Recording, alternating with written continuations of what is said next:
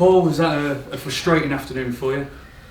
I think it's a good point against a good team, very good team, and I think just spoke to Nigel briefly then, a couple more injuries for them.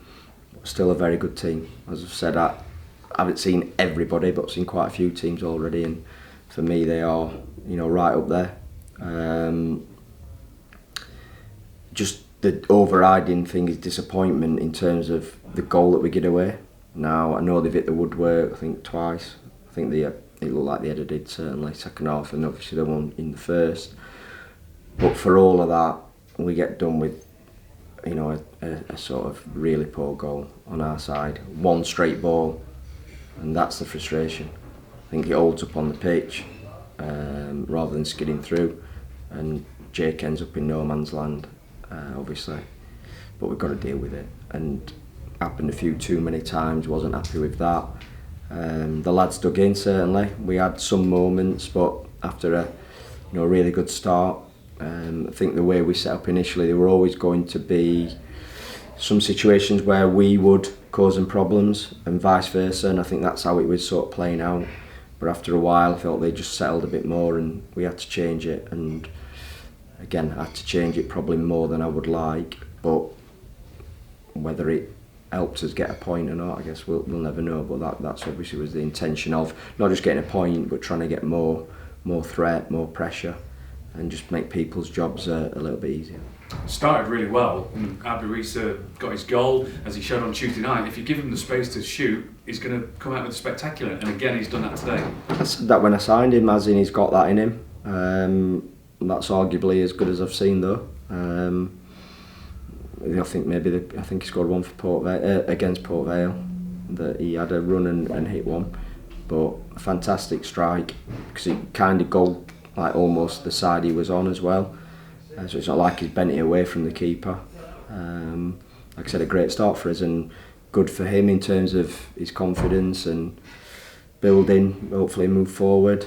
As I said before, if we keep him fit, then I think we've got a good player on his hands.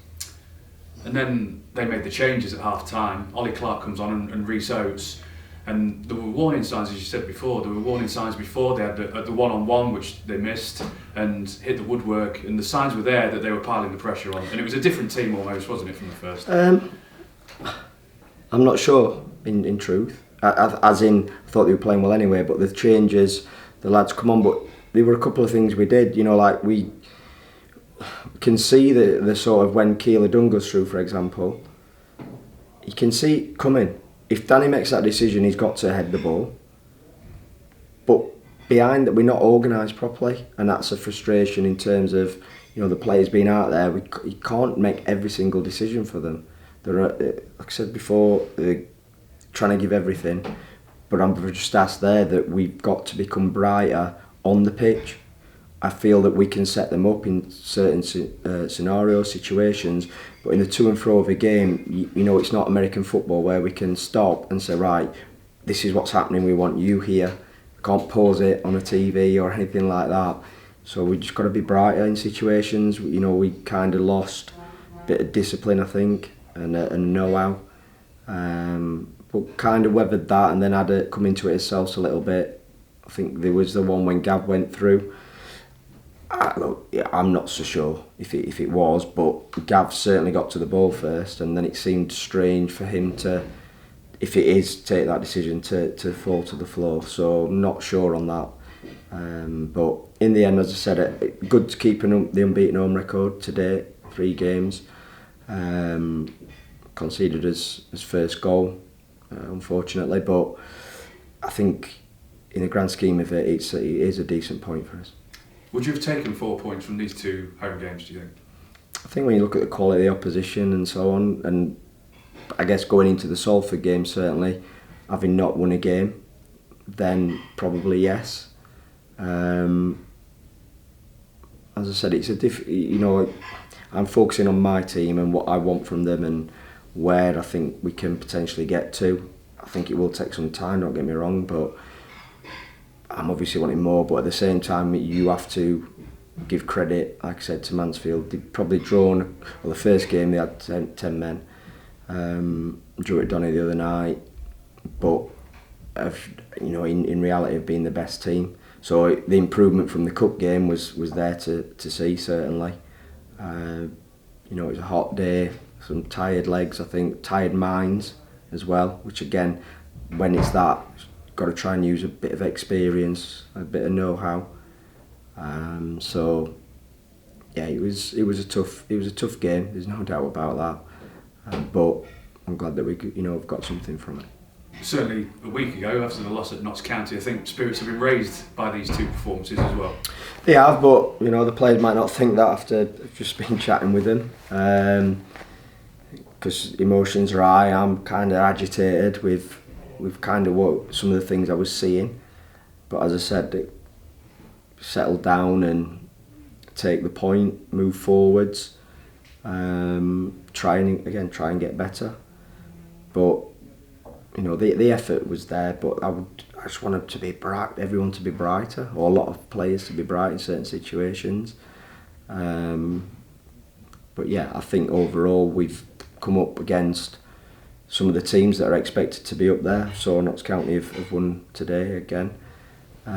So if we use that as a sort of barometer, we're certainly not a million miles away. What was the words between you and Nigel Clough at the end? Was that frustration about the officiating? What was? He was saying well done. I'll be honest, I got to the point I wasn't looking in terms of how many minutes had gone on. He said, I think that's it done, because he was saying just blow up to the fourth, and then we just had a couple of words. I think I've said I feel like a lot of the intention with the rule changes is good. In terms of the added on time, we haven't had anything silly yet ourselves. I thought there might have been a bit more with a couple of things that have gone on. I'm not saying I'm particularly, craving that or anything, but the bit I'm getting a little frustrated with is this panic around how many people stood up when these clearly people are going to change, or someone sees something they want to say it. That's got to be part of the game still. They're not stood there for ages, and also this trying to hurry people up. One bit he said he was saying where he was asking to take the throw from, he told him to get on with it, or words to that effect. That weren't quite his direct words. He said it's the 94th minute of a game. People are entitled to be tired. They're asking you to almost sprint after balls. That's not the point of it. So I think we've just got to, or certainly the officials got to use that common sense in terms of it. I'm all for, like I said, the majority of it. I want to see the ball in play more. Don't want to see as much time wasting, whether it's from opposition or us trying to do that. Let's just get on with it. But at the same time, it can't just be constant. It's not. I haven't seen it in the rules where it says you. So if the ball's off the end of the pitch, where we've got to sprint after the ball and get it back in play, that's not part of it. So just like I said, asking for a bit of common sense.